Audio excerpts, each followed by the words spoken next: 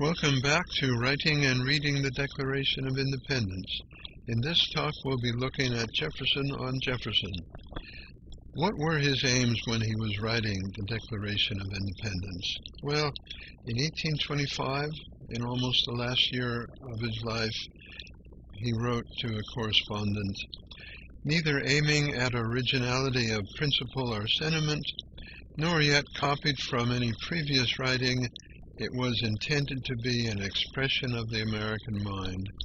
Here he was, 82 years old, and still able to craft that perfect expression, an expression of the American mind.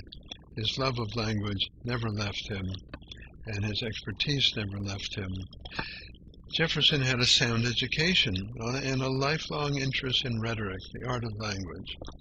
When he was still a boy, before he went to college, he had a sound classical education and read Latin and Greek. When he entered college at William & Mary in 1760, he was prepared to be a learner, which is not something you could say about all the young men who ended up there.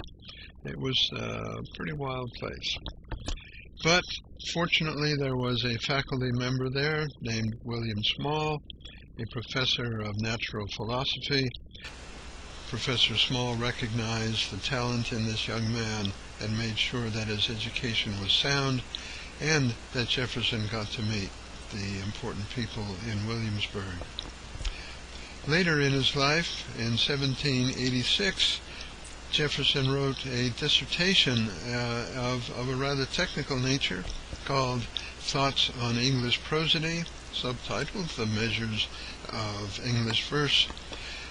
He wrote that to his friend, the Marquis de Chastellux, who had spent some time with him at Monticello.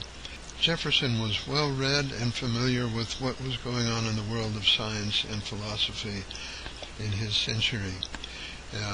Several times during his life, he was asked what men he most admired, and his list twice was the same: Francis Bacon, Isaac Newton, and John Locke. Francis Bacon in 1620 published Novum Organum, which is still in print and still worth reading, where he laid out the scientific method. Isaac Newton and John Locke were contemporaries, more or less. Isaac Newton, of course, having discovered action at a distance and invented the differential calculus and various other things during his life. John Locke was a philosopher who wrote on education, on religious tolerance, who wrote his most famous books, the two treatises on civil government. He was a successful physician, and he was a consultant to government. And we will see in the next few talks how Jefferson relied on Locke and other contemporaries for some of the words even that are found in the Declaration of Independence.